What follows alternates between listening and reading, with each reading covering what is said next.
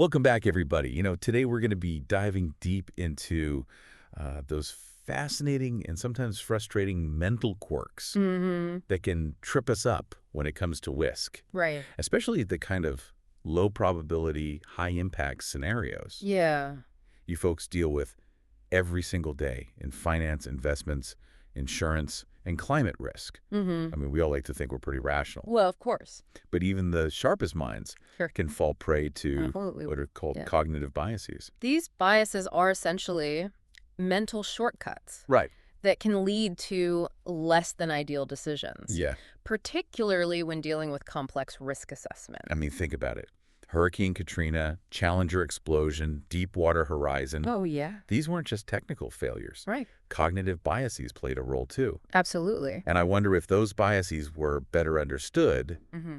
could some of those outcomes Yeah. have been different? It's a crucial question, and one that Vijay Mangnani tackles head-on in his article, Cognitive Biases in Risky Decisions. Oh, interesting. Mangnani, by the way, is a senior VP of Risk and Analytics, Oh, Chief Risk Officer, and Chief Actuary. wow. So the guy knows what's at stake here. Talk about serious credentials. Ah. And he's pulling from some heavy hitters too. Oh, yeah. Daniel Kahneman's Thinking Fast and Slow, Mm-hmm. and Yeah. this Ostrich Paradox by Kunruther and Myers. Right. I mean, those books are practically required reading in your world, right? Absolutely. Yeah. They laid the groundwork for understanding how our brains process risk Okay. and how those processes can sometimes backfire, Yeah. especially in high-stakes world of finance and risk management. So today we're going to unpack 7 key cognitive biases from Mangnani's article. Okay, great. We'll define them, give you real-world examples that will resonate with your work, Yeah. and most importantly, we'll discuss how to recognize and mitigate these biases. Right. Because, let's be honest, Mm. in your fields, a single bad decision due to a mental blind spot, well, that could have huge repercussions. That's right. Yeah, The goal here is to help you make more robust, informed decisions, right. even when those pesky cognitive biases are lurking in the shadows. All right, let's dive in. Kahneman talks about 2 systems of thinking. Mm. System 1, the fast, intuitive one, Right. and System 2, the slower, more analytical one. Yeah. Think of System 1 as driving on autopilot, Mm-hmm. and System 2 as planning a cross-country road trip with a map and a detailed itinerary. It's a great analogy. Yeah. And the problem is Beautiful. System 1 often takes the wheel, even when we're dealing with complex financial models or assessing climate risk. Right. We're under pressure, deadlines are looming, and our brains are wired for efficiency. Mhm. So we default to that intuitive gut feeling mode of thinking. And that's where these cognitive biases can really take hold. All right. First up, we have myopia. This is essentially the tendency to focus on short-term gains while downplaying long-term risks. Think about it. Prioritizing quarterly earnings yeah. over investing in sustainable business practices. Okay. It seems logical in the moment, but it can create significant risks down the line. Oh, I can see this playing out all over the financial world. Yeah. What's fascinating is that Mangnani links this myopia bias to the 2008 financial crisis. Interesting. He argues that the excessive focus on short-term profits in the housing market, Uh-huh. without considering the long-term risks, Yeah. played a big role in the meltdown. It's a stark reminder that even seasoned professionals can fall prey to this bias. Oh, for sure. And for our listeners, Yeah. consider this. Have you ever felt pressured to hit those short-term targets, maybe even at the expense of long-term sustainability or risk mitigation? Wow. It's a tough question, Right. but one worth asking ourselves. Next up, we have amnesia. This one is kind of spooky. Yeah. It's our tendency to quickly forget the lessons of past disasters Right. and underestimate the likelihood of future risks. Yeah, Kind of like out of sight, out of mind. exactly. Right. And this is particularly relevant when Right. it comes to those low-frequency, high-impact events like market crashes or natural disasters. They don't happen all the time, so we tend to push them to the back of our minds. Mangnani uses the example of coastal development booming again in areas previously hit by hurricanes. Oh, wow. It's almost like once the immediate threat is gone, Yeah. we collectively forget the devastation Uh-huh. and rebuild in the same vulnerable spot. It's a classic case of amnesia bias, Yeah. and it can be incredibly costly. Oh, wow. Think about it. Inadequate insurance coverage, underinvestment in mitigation measures, Okay. and ultimately a heightened vulnerability to future disasters. So how does this play out in the world of finance and investments? Well, imagine a specific asset class that experienced a major crash a while back. Mm-hmm. Investors who lived through it might be hesitant to invest there again, right? Sure. But as time passes and new investors enter the market, Right. those memories fade. Yeah. The asset class starts performing well, everyone piles in, Uh-huh. and suddenly we're setting ourselves up for a potential repeat. It's like the market has collective amnesia.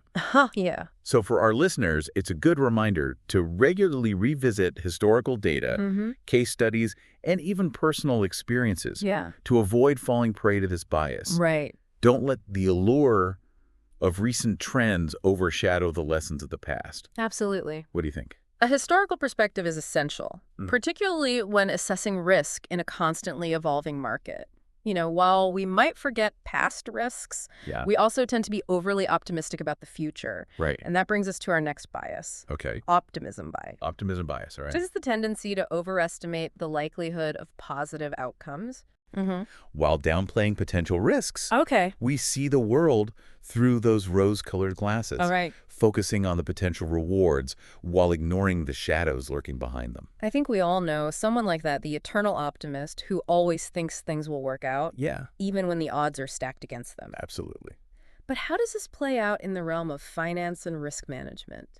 Well, Surely a bit of optimism is good, right? Right. I mean, it drives innovation and risk-taking, Yeah. which are essential in your fields. Optimism can be a powerful motivator. Right. The problem is when it becomes delusional and blinds us to potential pitfalls. All right. Imagine an investor Mm-hmm. convinced their new strategy will outperform the market. Uh-huh. Despite all historical data suggesting otherwise, Right. they're so focused on the potential gains that they fail to consider a plan B, Yeah. just in case things go south. Oh, I see. Yeah. It's like betting your entire retirement fund on a single stock. Because you're convinced it's going to be the next Amazon, Right. without considering the very real possibility that it might not. Exactly. Yeah. And this bias can be especially dangerous when dealing with low probability, high impact events. Oh, okay. We tell ourselves, it won't happen to me, Right. even when the statistics suggest otherwise. Wow. Take the recent wildfires in California. Yeah. Many homeowners in high-risk areas were underinsured or even uninsured, Oh, wow. believing a major fire wouldn't reach their doorstep. Oh, no. Sadly, they fell victim to that optimism bias. So how can our listeners in the finance and risk management world avoid falling into this trap? Oh. How do you strike that balance between healthy optimism and Yeah. delusional optimism? One way is to actively seek out dissenting opinions. Okay. If everyone around you is nodding in agreement, Right. it might be time to get a second or even a third opinion. Okay. Challenge your assumptions, Hmm. even the ones that feel good. Right. Another powerful tool is scenario planning. Force yourself to imagine different scenarios, Yeah. including negative ones, Right. Yeah. and develop a plan for how you would respond. Okay. It's like a fire drill for your investment portfolio. You hope you never have to use it, Right. but you're prepared just in case. That's a great point. It's about being prepared, not paralyzed by fear. Exactly. Okay. Let's shift gears to intuitive heuristics. Okay.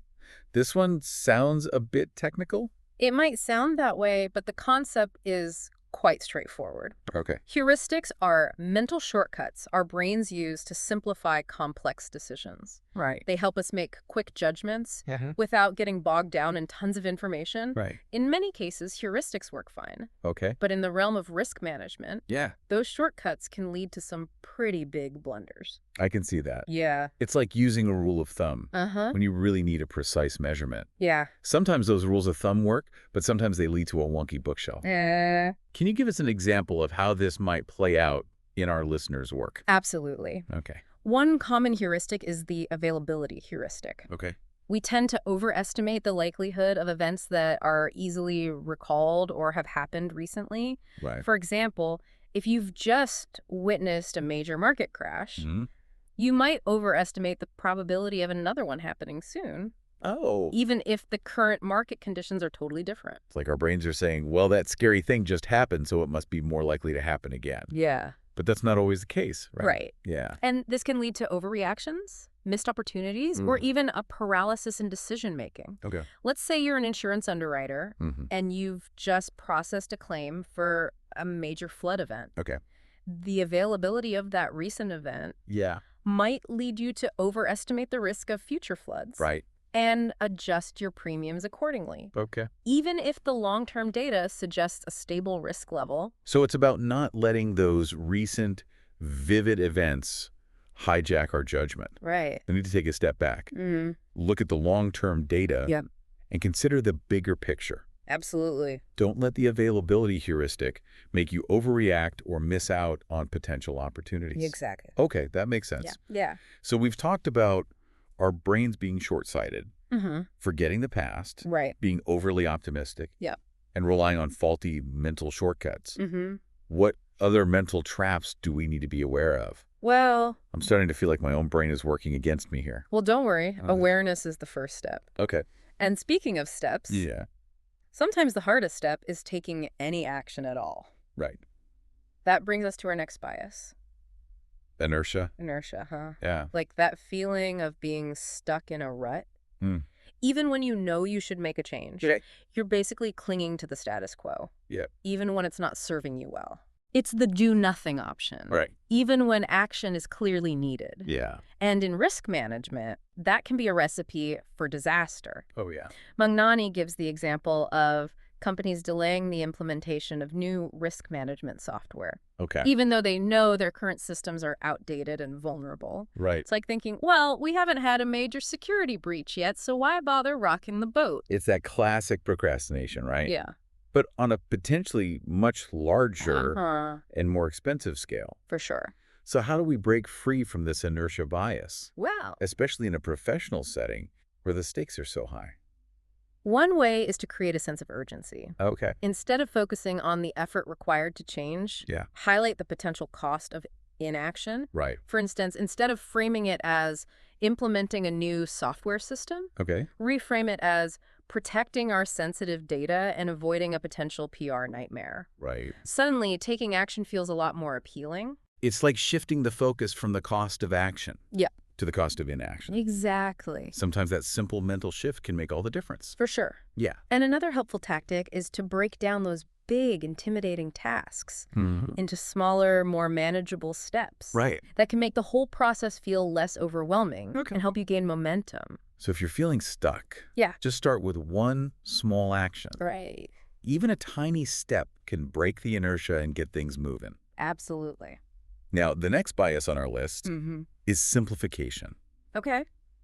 I have a feeling we're all guilty of this one from time to time. We are. It's the tendency to oversimplify complex situations, Right. often gravitating toward the easy answer or the quick fix. But in risk management, Yeah. those oversimplifications can lead to some pretty big mistakes. It's like trying to solve a complicated equation by only looking at one variable. Yeah. You might get an answer, but Right. it's probably not the right one. Exactly. How does this simplification bias show up in the financial world? One example is relying solely on credit scores to assess creditworthiness. Oh, okay. It's a convenient metric, but it doesn't tell the whole story. Right. Ignoring other relevant factors can lead to missed opportunities or inaccurate risk assessments. So it's like judging a book by its cover. Mm-hmm. Or, in this case, a borrower by their credit score. Yeah, We need to look beyond those simple metrics and dig a little deeper. absolutely. Yeah. It's about finding that sweet spot between oversimplification and analysis paralysis. Okay.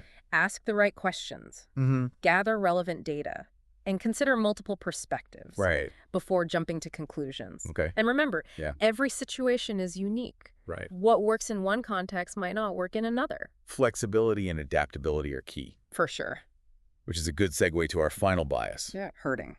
Hurting, I think this one is especially relevant in today's hyper-connected world. where information and misinformation spreads like wildfire. It is. Yeah. Hurting bias is the tendency to follow the crowd, Mm-hmm. even when it goes against your own better judgment. It's the Yeah. safety in numbers mentality, Right. the fear of missing out, Yeah. the allure of doing what everyone else is doing. Think about investors piling into a hot stock just because everyone else is doing it Yeah. without really understanding the underlying fundamentals. Yeah. It's like a financial stampede. And those stampedes can lead to bubbles, crashes, Mhm. and all sorts of market distortions. Right. The same dynamic can play out in insurance, climate risk management, Yeah.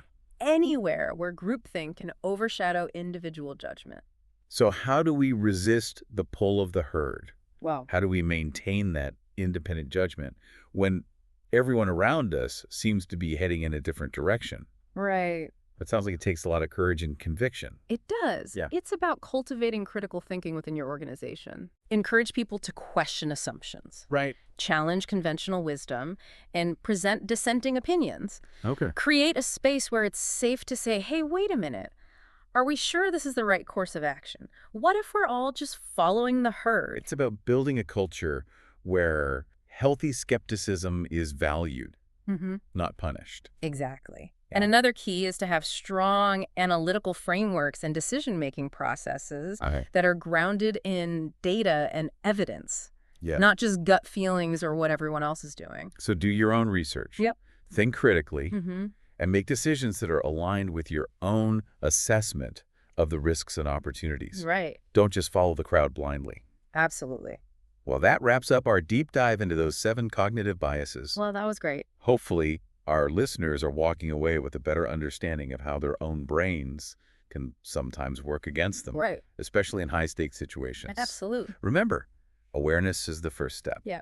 By recognizing these biases, Right. you can start to mitigate their impact and make more informed, rational decisions. It's like having a new lens to view the world. Yeah. You can start to spot those mental traps Right. and avoid falling into them. It's like having a superpower, Uh-huh, yeah. the ability to see those hidden cognitive biases that might be tripping you and your colleagues up. Absolutely. So to all our listeners out there in the finance, investment, insurance, and climate risk world, Mm-hmm. keep your eyes peeled for those biases lurking in the shadows. Mm. And remember, knowledge is power. Use it wisely. Couldn't have said it better myself. That's all the time we have for today.